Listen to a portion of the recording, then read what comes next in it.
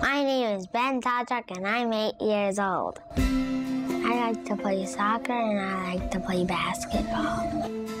I like eating chicken tenders and fries. As I always say to people that never met him, I said if you could start with him, you'd have 10. He's that delightful a kid. He always has been. He's got the best disposition. That's a good one. He's such a fun little boy. He's just pretty vivacious, loves sports. He's sweet, he's really kind, just really playful, just an absolute darling little guy.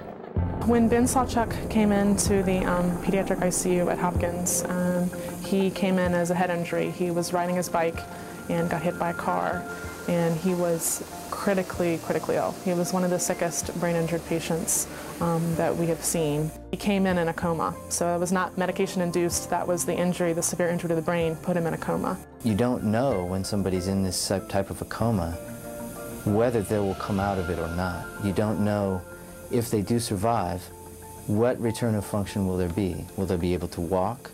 Will they be able to talk? Will they be able to feed themselves? Will they be able to remember anything? Will they be able to interact? Dr. Kristen Nelson, she was amazing. She stayed round the clock with him because, as she said, you know, Ben needed me last night. You really just have to monitor things and do things very frequently, because if you don't, the swelling and the injury in the brain can get worse. And it's that first 48 hours that's really critical. And it was obvious to me that she wasn't sleeping. She was sitting there fixing this.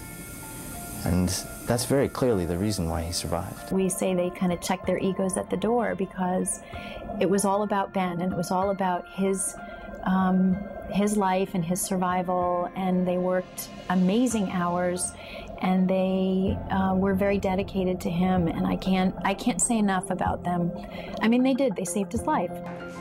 After about 3.5, 4 weeks at Hopkins, he was released to start receiving therapies. And for the last 4 or 5 months here in Baltimore, he's received amazing therapy and continues to make progress daily. They got him back on a bike very soon after his accident. It's a different type of bicycle, and he's been riding, I'd say, every week since he started his therapies. It's the favorite part of his day. Because of our really positive experience that we had with the Johns Hopkins Children's Center, we said, you know what, they've got to see the magic that they had a hand in, right? And the miracle of, you know, this kid. So we brought him back there. Hi, buddy! Hi! You look so great! To see him and the staff, the nurses that took care of him 24/7, the doctors who, you know, really were worried that he actually might not make it, but does. And to see their reaction, it was an amazing experience for them and for us. That's one of the benefits of working here, is you get to work on a team where excellence is a pursuit. We have the ability to do some other things that other hospitals in the area don't have the ability to do. He's still very much the little boy that he used to be before his accident. You think, well, why did this happen? And this poor, beautiful, loving, sweet little guy, why did this happen to him? And then, except for that one bad moment, some wonderful things happened to us. And one was he was directed to Johns Hopkins Children's Center. So many people have fallen in love with Ben Sawchuk and his family, because they are a great family, and it's great to see such a great success story.